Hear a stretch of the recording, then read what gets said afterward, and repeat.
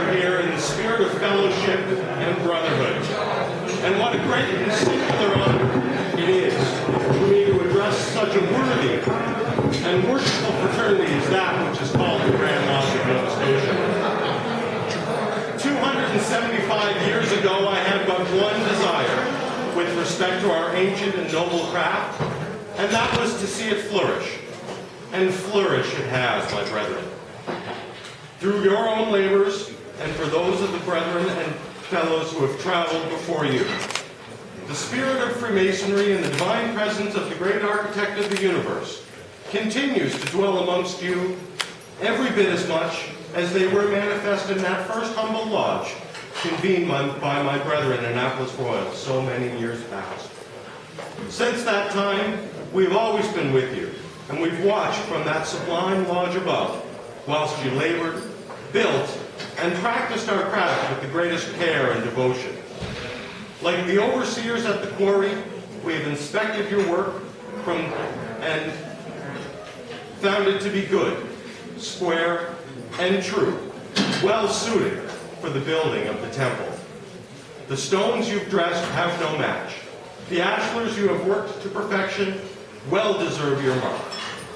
The blocks which you have sent from your quarries, the woods you have hewn from your forests, and the adornments which you have cast in your fires have stood the test of ages and continue to bring profit and pleasure to that great universal fraternity that we know as Freemasonry.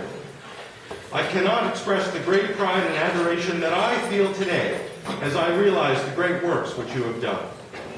From our humble beginnings, you have taken the seeds of brotherly love and spread them amongst the most worthy of men. You have nourished them and cultivated a great garden of goodness and spread throughout the lands which you now call Canada, and indeed throughout an entire empire and beyond. Throughout trials, tribulations, and all manner of adversity, you have stayed your course and not let the temple fall into disrepair or ruin.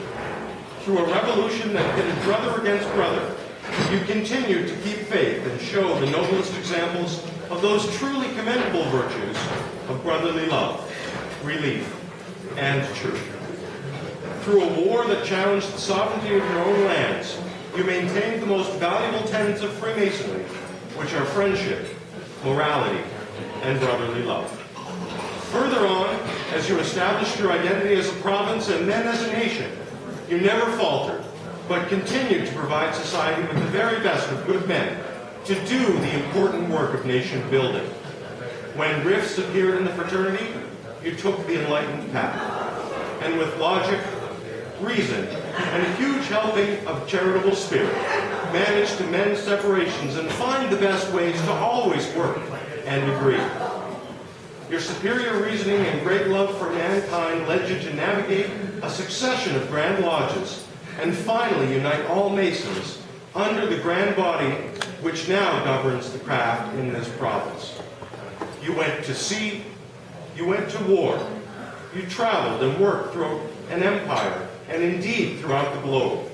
And wheresoever you went, and whilesoever you tarried, you took and planted the seeds of brotherly love amongst all the men that you met there. You built a home, forged a nation, and contributed to every aspect of a good and moral society. And as you did, once again, you spread the light of Masonry in your example to others. You did this, brethren, and these accomplishments, and of them, you deserve to be proud.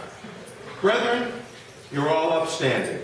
Now please turn to the brother next to you and grasp in that hand of a loving grip of your craft and say to each other, congratulations. And this as this day. Congratulations. And I, in this day, in the spirit, invoking the spirit of Erasmus James Phillips, congratulate you all. And brethren, someday, as it observes in our ritual, you will all stand before him, he who sitteth as the judge supreme, and you will deservedly hear the welcome words, well done, thou good and faithful servant. And know that through your labors, you have earned that mark. Brethren, 3 cheers for the craft in Nova Scotia. Hip, hip, hooray! Hip, hip, hooray! Hip, hip, Thank you very much.